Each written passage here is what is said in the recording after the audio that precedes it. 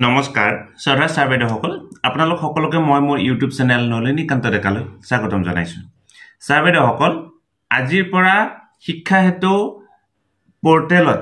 এটি নতুন সংযোজন কৰা হৈছে আৰু কিছু নতুন পৰিৱৰ্তন কৰা হৈছে আজি ভিডিঅটোৰ জৰিয়তে এই কথাখিনি জানিবৰ কাৰণে চেষ্টা কৰিম বিশেষকৈ প্ৰত্যেকখন বিদ্যালয়ৰ ছাৰ বাইদেউসকলে এই কথাটো জনাটো দৰকাৰ কাৰণ বিদ্যালয়ৰ লগত এই কথাটো বিশেষভাৱে জড়িত শিক্ষা হেতু পোৰ্টেলত এটি নতুন অপচন এড কৰা হৈছে আৰু সেই অপচনটো আমি বিদ্যালয়ত সততে ব্যৱহাৰ কৰিব লাগিব আহকচোন শিক্ষা হেতু এপ্লিকেশনত কি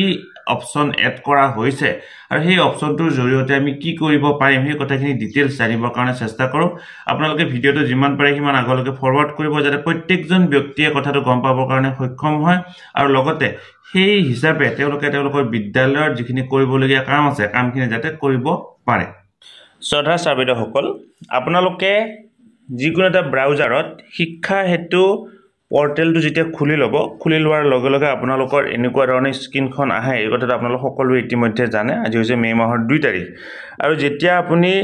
এই শিক্ষা হেতু পোৰ্টেলটো খুলি ল'ব খুলি লোৱাৰ লগে লগে ইয়াতে যেতিয়া তলৰ ফালে যাব গলে এটা নতুন অপচন দেখা পাব সেইটো হৈছে এইটো চাওক নিউ ষ্টুডেন্ট এপ্ৰুভেল অৰ্থাৎ এই অপচনটোৰ জৰিয়তে আপোনালোকে কি কৰিব পাৰিব আৰু বিদ্যালয়সমূহৰ কাৰণে এই অপচনটো কিহৰ কাৰণে প্ৰয়োজনীয় হেতু আপোনালোকে জানি লওক এতিয়া চাওক আমাৰ যেতিয়া যিকোনো এজন ষ্টুডেন্ট নতুনকে আমাৰ এন্ট্ৰি কৰা হয় অৰ্থাৎ ক্লাস 1 আৰু ক শ্ৰেণীত যেহেতু আমি নতুন ষ্টুডেন্ট এন্ট্ৰি কৰিব পাৰো যেতিয়া আমাৰ নতুন ষ্টুডেন্ট এন্ট্ৰি কৰা হয় ইয়াৰ আগলৈকে সেই এপ্ৰুভেল সেই ছাত্ৰ বা ছাত্ৰীজনক এপ্ৰুভ কৰিব লগা আছিল আৰু এপ্ৰুভ কৰা সিস্টেমটো আছিল আমাৰ ব্লক এমএস কোঅৰ্ডিনেটৰ সকলৰ হাতত আৰু কেতিয়াবা কি হয় এই ব্লক এমএস কোঅৰ্ডিনেটৰ সকলৰ হাতত এই কৰ্তৃত্বটো থকাৰ কাৰণে আমাৰ এপ্ৰুভেলৰ ক্ষেত্ৰত অসুবিধাৰ সৃষ্টি হয় তেওঁ যেটো গোটেই ব্লকটোৰ এপ্ৰুভ কৰিব লাগে কেতিয়াবা কামৰ ব্যস্ততা তেওঁ পাহৰি যাব পাৰে বা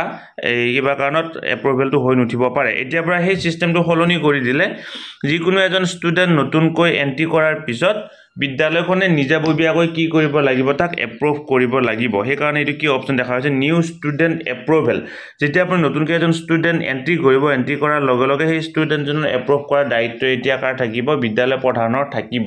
এই ক্ষেত্ৰত কিন্তু এটা কথা ভালদৰে চাবলৈ দিয়া হৈছে যেহেতু ডুপ্লিকেট ষ্টুডেন্ট কথাটো থাকে গতিকে আপোনালোকে এপ্ৰুভ কৰোতে ভালদৰে চালি জাৰি চাইহে এপ্ৰুভ কৰিব সকলো ছাত্ৰ-ছাত্ৰীক এপ্ৰুভ নকৰিব সকলো ছাত্ৰ-ছাত্ৰী এপ্ৰুভ কৰিলে আপোনালোকৰ কিন্তু অসুবিধা হ'ব অৰ্থাৎ যিজন জেনুইন ছাত্ৰ কিবা কাৰণত এজন ছাত্ৰ 4 বাৰ 5 বাৰ এন্ট্ৰি হয় গতিকে সেইখিনি চালি জাৰি চাই যিজন প্ৰকৃত ছাত্ৰ হয়